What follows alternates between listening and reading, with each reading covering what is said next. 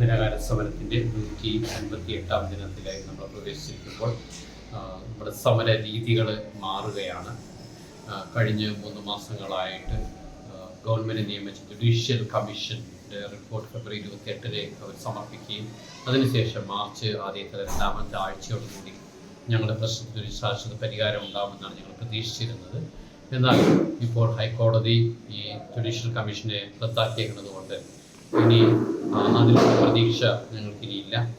ഏതായാലും ഞങ്ങൾ നേരത്തെ തന്നെ കമ്മീഷൻ ആവശ്യപ്പെട്ടിരുന്നില്ല. കാരണം കമ്മീഷൻ കൊണ്ട് ഈ സമയം നീണ്ടുപോകുന്നത് മാത്രമല്ലാതെ അതിൽ ഞങ്ങളെ സഹായിക്കുന്ന ഒരു രീതി ഉണ്ടാകുമെന്ന് ഞങ്ങൾ നേരത്തെ തന്നെ അറിഞ്ഞിരുന്നു. എന്നാലും ഗവൺമെൻറ് നിയമിച്ച കമ്മീഷൻ ആയതുകൊണ്ട് ഞങ്ങൾ അതിൽ പ്രതീക്ഷിച്ചിരുന്നു.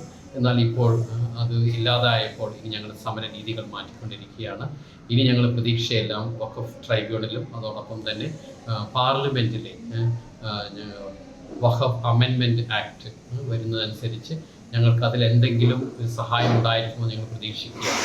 ആ സഹായം എന്ന് പറയുന്നത് ഒരു റിട്രോസ്പെക്റ്റീവ് മാനറിലെ നിയമങ്ങൾ ഞങ്ങൾ പഴയ ഇതിന് മുൻകാലം പ്രാബല്യത്തോടുകൂടി വരികയാണെങ്കിൽ മാത്രമേ ഞങ്ങളത് സഹായിക്കുകയുള്ളൂ. അതുകൊണ്ട് പാർലമെൻറ്റിലെ വഖഫ് അമെൻമെൻറ്റ് ബില്ലും അതോടൊപ്പം തന്നെ ഇപ്പോൾ കോഴിക്കോട് വഖഫ് ട്രൈബ്യൂണൽ നടക്കുന്ന കേസ്, ഇത് രണ്ടും മാത്രമേ ഞങ്ങൾക്ക് പ്രതീക്ഷയായിട്ടുള്ളത്. അതിലേതെങ്കിലും ഒന്നിൽ ഞങ്ങൾ വിജയിക്കുകയാണെങ്കിൽ മാത്രമേ ഞങ്ങൾക്കൊരു ശാശ്വത പരിഹാരം കണ്ടെത്താൻ സാധിക്കുകയുള്ളൂ.